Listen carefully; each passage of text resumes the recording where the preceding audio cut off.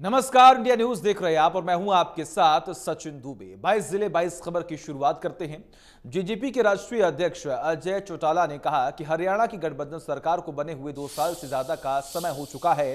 हालांकि पिछले 2 सालों में ही देश में कोरोना महामारी फैल गई, जिस वजह से गठबंधन सरकार तेज गति से विकास नहीं करवा सकी। लेकिन अब कोरोना खत्म हो चुका है, अब अगले 3 सालों में तेज गति से विकास करवाएंगे। उन्होंने कहा कि पिछले 1 साल में किसान आंदोलन भी था, जिस वजह से वे विकास नहीं करवा सके और अब हरियाणा के प्रत्येक जिले में विकास करवाएंगे। उन्होंने कहा कि हरियाणा सरकार के इस बजट में भी हर वर्ग के लोगों को ध्यान में रखते हुए बजट बनाया गया है। उन्होंने कहा कि एमएसपी पर किसानों की फसल खरीद रही है।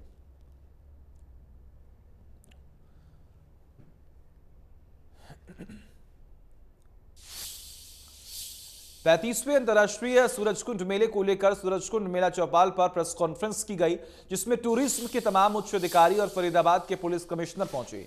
कहा कि राज्यपाल बंडारू दत्तात्रेय मेले का शुभारंभ करेंगे, मुख्यमंत्री मनोहर लाल समारोह की अध्यक्षता करेंगे। इसके अलावा केंद्रीय राज्य मंत्री कृष्णपाल गुर्जर सहित आधा दर्जन मंत्री और विधायक भी मौजूद रहेंगे। उन्होंने बताया कि मेले में लोगों को जहां देश की संस्कृति देखने को मिलेगी, वही बेहतरीन क्राफ्ट भी उन्हें देखने को मिलेगा। इस बार सांस्कृतिक कार्यक्रमों में ज्यादातर नए कलाकारों को मौका दिया जाएगा और हर रोज शाम को कलाकारों के खास प्रोग्राम आयोजित होंगे। मेले में सुरक्षा और ट्रैफिक व्यवस्था को लेकर पुलिस कमिश्नर ने कहा कि मेले में हर तरह से सुरक्षा चाक चौबंद रह गई और जगह जगह सीसीटीवी कैमरे लगाए गए हैं। दर्शकों को किसी तरह की दिक्कत नहीं आने दी जाएगी।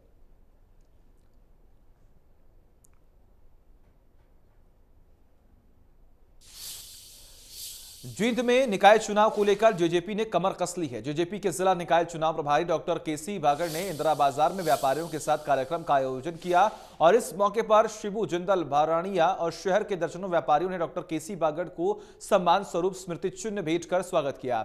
जजपा के वरिष्ठ नेता केसी बागड़ ने इस दौरान दुकानदारों की समस्याएं सुनते हुए कहा कि डिप्टी सीएम दुष्यंत चौटाला क्षेत्र के लोगों का ऋण नहीं चुका सकते। इस जिले में विकास की जड़ी लगाकर ऋण को जरूर कम किया जा सकता है।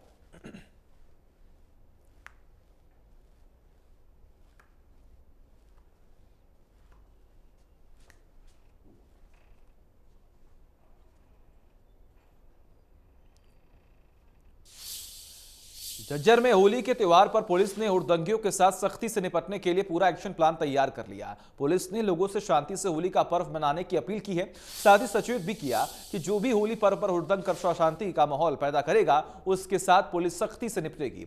डीएसपी ने बताया कि पुलिस ने होली पर्व पर असामाजिक तत्वों के साथ सख्ती से निपटने के लिए एक्शन प्लान तैयार किया है।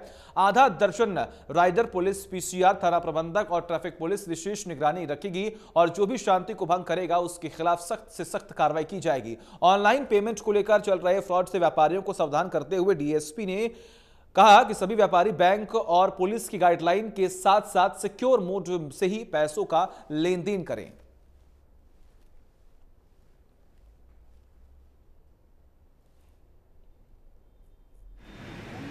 सबसे पहले जो जिला झज्जर के नागरिक हैं उन सभी को होली की बहुत बहुत मुबारकबाद। और मेरा सभी से निवेदन है कि शांति बनाए रखें और शांतिपूर्वक ये त्यौहार खेला जाए। और हमने अपनी तरफ से सुरक्षा के पूरे प्रबंध करे हैं। 6 राइडर, 2 पीसीआर, एसएचओ मोबाइल्स और ट्रैफिक मोबाइल, ये लगातार शहर के अंदर गश्त करेगी विभिन्न उसमें पॉइंट्स पे। और हमारी ईआरवी है वो ऐसे पॉइंट पे रहेगी जो वर्नेबल पॉइंट्स है, जहां से ज़्यादा शिकायतें आने की हमें उम्मीद है। और हम पूरी विजिलेंट। पलवल में सभी गांवों में, शहरों में महिलाओं ने होली पूजन किया। इसी को लेकर आज होटल के रामलीला मैदान में होली का पवित्र पर्व धूमधाम से मनाया गया। इस अवसर पर महिलाओं और पुरुषों ने व्रत रखकर होली की पूजा अर्चना की। होलिका दहन के स्थान पर गाय के गोबर की बोरकली चढ़ाकर पूजा की गई और परिक्रमा भी की गई।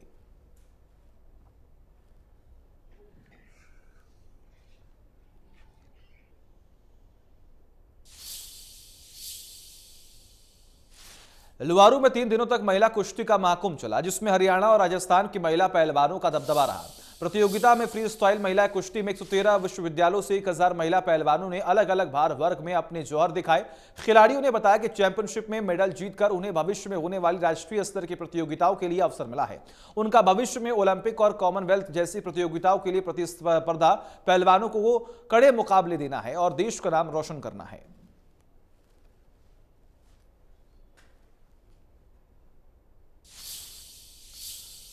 होली के त्योहार के लिए बाजार सज गए हैं। होली को लेकर लोगों में खासा उत्साह देखा जा रहा है। लोग रंग और मिठाइयां खरीद रहे हैं। यमुनानगर में हमारे सहयोगी देवीदास शारदा ने दुकानदारों और ग्राहकों से खास बातचीत की, सुनी। होली के पावन त्योहार को लेकर बाजार सज चुके हैं। मैं अपने साथी को घुमा के दिखाई किस तरह से जो जगह जगह दुकानें सज चुकी हैं। लोग जो हैं अपने प्रियजनों को, प्रिय साथियों को अपने रंग से, गुलाल से रंगने के लिए तैयार हैं। अभी सुबह का ही वक्त है तो लोग आप देख सकते हैं किस तरह से भीड़ लग गई है रंग और गुलाल खरीदने वालों की। इस तरह से क्योंकि कोविड के बाद लगभग 2 साल के बाद जो होली है पूरे दिल से मनाई जानी है। क्या नई आइटम आई है, किस तरह का लोग रंग खरीदना पसंद करते हैं, अभी दुकानदार हैं उनसे भी जानते हैं और जो ग्राहक हैं उनसे भी पूछते हैं। हाँ बेटे, क्या नाम है आपका? केशव अग्रवाल। केशव, जो होली है किस तरह का लोग रंग खरीद रहे हैं इस बार? लोगों की डिमांड कम ही है इस बार, क्योंकि कोविड करके लोगों ने ज्यादा खरीदारी नहीं करी। ये अपना ऑर्गेनिक रंग लेंगे या दूसरा लेंगे? वो लोगों की चॉइस है, दोनों कलर बढ़िया है, रेत वाली कोई मिलावट नहीं, सब माल इंडियन है। सब माल इंडियन है, तो हाँ जी। चाइनीज नहीं है? चाइनीज इस बार कोई नहीं है। नहीं, तो विशेष क्या है आपके पास? विशेष तो सर कुछ नहीं है इस वक्त। ये सर सिलेंडर है। ग्राहक बड़े हैं, ग्राहक कम हो रहे हैं? ग्राहक तो वही है, जैसे पहले थे वैसे अब है। तो कैसा उत्साह देख रहे हैं ग्राहक? अच्छा, बढ़िया, पहले साल की तरह। धन्यवाद। बिल्कुल, जिस तरह से होली पर जो ग्राहकों का इंटरेस्ट होता है वो पूरा इंटरेस्ट है। जो लोग बड़ी खुशी से आ रहे हैं क्योंकि इस बार ऑर्गेनिक कलर भी है, हर्बल कलर भी है और जो हर आदमी जो रंगा को तैयार है, भाईचारे को तैयार है, सभी अपने रीति रिवाज से और बड़े भाईचारे के साथ मनाना चाहता है। यमुनानगर से देवीदास शारदा, इंडिया न्यूज़, हरियाणा। दिल्ली से जयपुर की तरफ जाने वाले लोगों को हाईवे पर जाम की समस्या से दो चार होना पड़ सकता है। दिल्ली जयपुर हाईवे के ऊपर खिड़की दौला टोल प्लाजा के पास एसपीआर और सीपीआर के निर्माण का कार्य चल रहा है। हाईवे के दोनों तरफ लगभग काम पूरा हो चुका है, तो अभी हाईवे के ऊपर फ्लाईओवर के पिलर का निर्माण किया जाना है और इसी को ध्यान में रखते हुए गुरुग्राम पुलिस की तरफ से हाईवे को सर्विस लाइन पर डाइवर्ट किया गया है। दिल्ली गुड़गांव हाईवे पे आप लोगों को दो चार होना पड़ सकता है, क्योंकि एसपीआर और सीपीआर जो रोड है उसको कनेक्ट करने के लिए NH 48 पर जो ये कनेक्टिविटी आप देख रहे हैं, फ्लाईओवर का काम जारी है। इसके लिए आज गुरुग्राम पुलिस ने एक डायवर्जन रोड तैयार किया है। आप देख रहे हैं कि ये गुरुग्राम दिल्ली हाईवे है, जहां पर जो रोड साइड है बड़े बड़े बैरिकेड्स और जो पत्थर है वो लगा दिए गए हैं और जो रोड है वो यहाँ से डायवर्जन किया जा रहा है, तो जिसकी वजह से जो लोगों को थोड़ा जाम से जूझना पड़ सकता है। और जिस तरीके से 6 महीने का ये पूरा प्रोजेक्ट है जो NH 48 पर पूरा होना है, जिससे कि सीपीआर और एसपीआर जो रोड है वो कनेक्ट होंगे और इसी के चलते जिस तरीके से 48 नंबर हाईवे है उसके ऊपर से इस फ्लाईओवर का निर्माण कार्य होना है, इसी के चलते आज गुरुग्राम पुलिस ने इसको डाइवर्ट कर दिया। और जिसके बाद जिस तरीके से हम बात करें, गुरुग्राम पुलिस का कहना है अक्सर उनकी जो तैयारी है वो पूरी कर ली गई है, लेकिन अब ये देखना होगा कि किस तरीके से जब डाइवर्जन के बाद क्या लोगों को रफ्तार भरने वाली जो गाड़ियां हैं क्या रेंगती नजर आएंगी। गुरुग्राम से संजय राठौर, इंडिया न्यूज। और वही टुआना के राजनगर में सड़क धंसने का मामला सामने आया, जिससे नाराज लोगों ने प्रशासन के खिलाफ नारेबाजी की।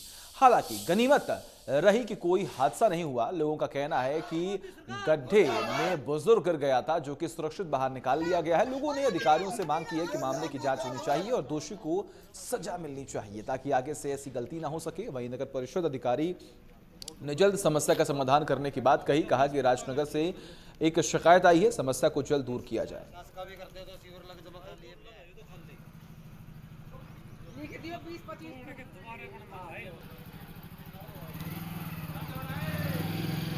मामला ये है सर, यहाँ पे ना सड़क है जो मीनाना रोड की इसके अपने राजनगर की और FCI और हैप्पड है जी, जो इसके बीच में को रास्ता बना हुआ है जी, जो अपने राजनगर को लगता है जी, वार्ड नंबर 1 को भी और 2 को भी, सभी को लगता है जी ये रास्ता। यहाँ पे बीचों बीच इतना ख़राब है जी ये रास्ता, इसमें बीच में कई बार भी टूट चुका है। और प्रशासन है जी, नगर परिषद का अधिकारी है जी, वो क्या करते हैं इसके अंदर मिट्टी की आधी ट्रैली या एक ट्रैली डाल के इसके ऊपर मिट्टा चोपा करके और बिल पास करवा लेते हैं। ये एक कंप्लेंट हमें कल ही प्राप्त हुई थी, जिसके बारे में तुरंत JE और ME को हमने आदेश दे दिए गए हैं और ये आज शाम तक कंप्लीट हो जाएगी, मैम भर जाएगी, उसमें के अंदर मिट्टी डलवा दी जाएगी। और वैजर के दादरी में हरियाणा रोडवेज कर्मचारी साझा मोर्चा के आह्वान पर 28 और 29 मार्च को हड़ताल करेंगे, जिसकी तैयारी पूरी कर ली गई है। इसी कड़ी में दादरी डिपो के कर्मचारियों ने रोष मीटिंग करते हुए प्रदर्शन किया और हड़ताल सफल बनाने और आर पार की लड़ाई लड़ने का ऐलान भी किया।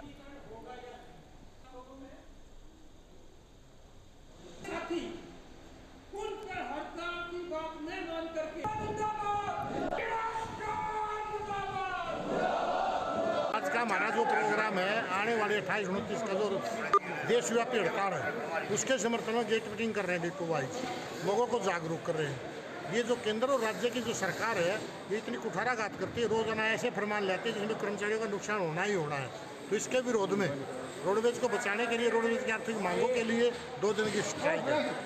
पुरानी पेंशन को बहाल करो, 92 से 2002 के चालक परिचालक को डेट ऑफ ज्वाइनिंग से पक्का करो, 5 साल का बोनस दो और जो हमारे खाली पद पड़े उनको मतलब पक्की भर्ती करो, जो कच्चे कर्मचारियों को पक्का करो, हमारी जो आर्थिक मांगे उनको लागू करो, 10,000 बसें नई शामिल करो तो इस रोडवेज जो चर्च के आगे। इसलिए हमारा ये जो है ना आज का जो प्रोग्राम है पूरे प्रदेश के अंदर 6 डिपो में आज गेट मीटिंग है।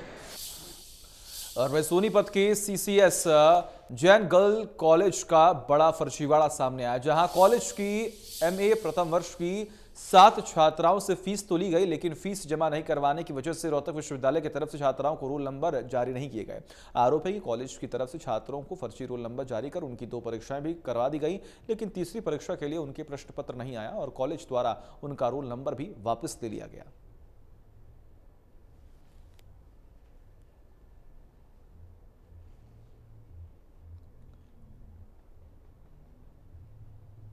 गलती है, इसमें कोई दो राय नहीं है। गलती हमारी सबकी है, मेरी भी गलती है इसमें।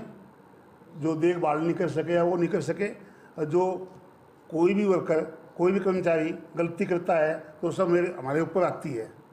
ये हमारे से गलती हुई है और उस गलती को बच्चों का साल खराब ना हो, दिन रात हम लगे हुए हैं और कोशिश करेंगे कि मर्सी चांस लेके इन बच्चों का पेपर दिलवाया जाए ताकि इनका भविष्य बच्चों का खराब ना हो। और हम तो दिन रात परेशान हैं जब से मुझे पता लगा। जैसे ही सब हमें पता लगा, हमने उसके बावजूद भी, सब्जेक्ट चेंज होने के बावजूद भी हमने एग्री किया कि हम लोग मेहनत करके और अपने एग्ज़ाम्स को देंगे।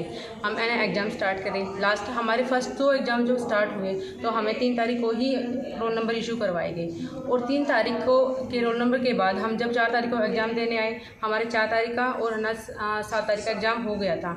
9 तारीख का जब हमारा एग्ज़ाम था उस दिन हमारे साथ ये हुआ कि हम 1 घंटा वेट करते रहे और हमारे एग्ज़ाम नहीं हुआ।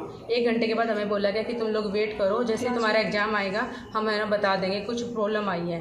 उसके बाद 14 तारीख को हमारा एग्ज़ाम था और उस दिन हमें पता लगा कि हमारा तो एडमिशन ही नहीं हुआ। DHE के पोर्टल पे हमारा नाम रजिस्टर नहीं है या फिर हमारा एडमिशन कंप्लीट वहाँ पे नहीं है, हमारी प्रोसेस का एडमिशन की हुई नहीं है। हमारा 4 तारीख का पेपर था, 4 मार्च को, और 3 तारीख को हमें पता चला है कि जो हमारा सिलेबस है चेंज हो गया है। चेंज मैम ने बताया, हमारे पास सभी के पास फ़ोन किया 1 दिन पहले कि भाई तुम्हारा सिलेबस चेंज हो गया। ऐसे कैसे चेंज हो गया सिलेबस? हम कॉलेज में आए, मैम ने बताया कि भाई सिलेबस चेंज हो गया अचानक। ठीक है मैम, हम कवर कर लेंगे, सिलेबस चेंज ही तो है हमारा, कर सकते हैं हम, कोई प्रॉब्लम नहीं हमें। फिर हमारा 4 तारीख का पेपर था, हमें रोल नंबर्स मिले, क्वेश्चन पेपर्स आए हमारे जैसे। फिर हमने क्वेश्चन पेपर्स पढ़े, हाँ भाई ठीक हम कर सकते हैं, ईजी है, कर लेंगे, कोई प्रॉब्लम नहीं है। RR भरने का काम है, यूनिवर्सिटी के पोर्टल के ऊपर डालने का काम है, वो संदीप क्लर्क का है। जब मैंने उससे बात की कि इनके फॉर्म पोर्टल के ऊपर डाल दिए तो उसने कहा कि मैंने पोर्टल के ऊपर इनके नाम डाल दिए हैं। इनकी RR भर दी तो उसने कहा जी RR मैंने भर दी है।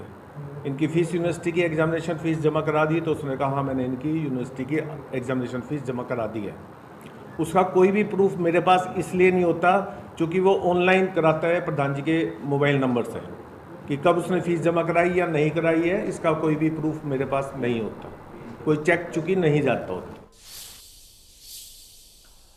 नूह के राजकीय कन्या वरिष्ठ माध्यमिक स्कूल में छात्राओं की तो कमी नहीं, लेकिन उनके बैठने के लिए क्लासरूम ही नहीं। स्कूल में सिर्फ 8 कमरे हैं, उन्हीं कमरों में principal room, mid day meal, science lab, computer room है। बाकी 4 कमरों में 1100 छात्राएं पढ़ाई करती हैं। टीचर का कहना है कि स्कूल में 4 कमरों में छात्राएं पढ़ाई करती हैं और बाकी छात्राओं को बरामदे या फिर खुले आसमान के नीचे पढ़ाया जाता है। कई बार अधिकारियों को समस्या को लेकर रिपोर्ट भेजी गई, लेकिन अभी तक क्लासरूम की संख्या नहीं बढ़ाई गई, जिसकी वजह से छात्राओं को परेशानी का सामना करना पड़ रहा है।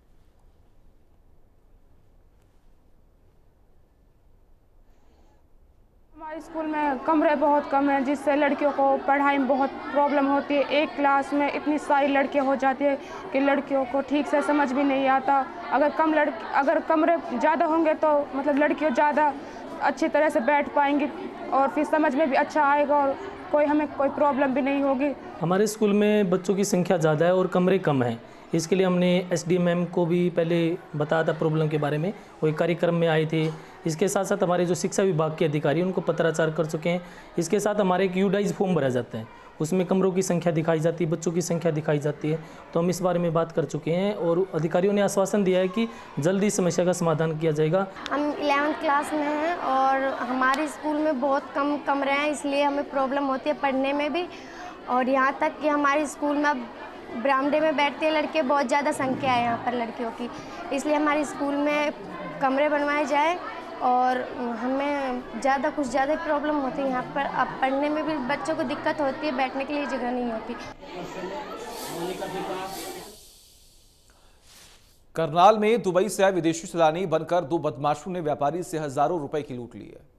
कार में सवार होकर आए बदमाशों ने इस लूट की वारदात को अंजाम दिया और इलेक्ट्रॉनिक्स शोरूम मालिक को झांसा दिया और 1 दर्जन से ज्यादा 2000 के नोटों की गड्डी जो है वो ले उड़े। लूट की वारदात कैमरे में कैद हो गई, देखिए।